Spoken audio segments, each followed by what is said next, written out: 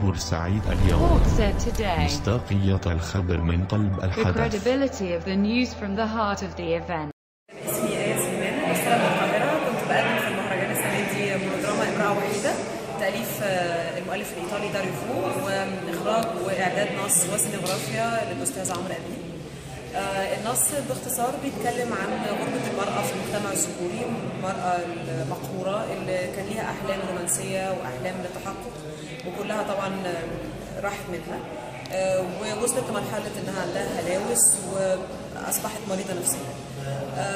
أنا سعيدة بالمهرجان جدا، وأمنيتي الوحيدة من المهرجان إنه ما يتوقفش أبدا، إنه دايما يبقى عندنا مهرجانات في كل المحافظات في مصر، مهرجانات بشكل منتظم. نفسي زي ما بنروح بره نروح في مدن صغيرة في الدول الكبيرة دي عشان نحيي مهرجاناتهم، فبيجي لنا حتى فرق من بره تحيي مهرجانات المحافظات عندنا وما تتوقفش أبدا.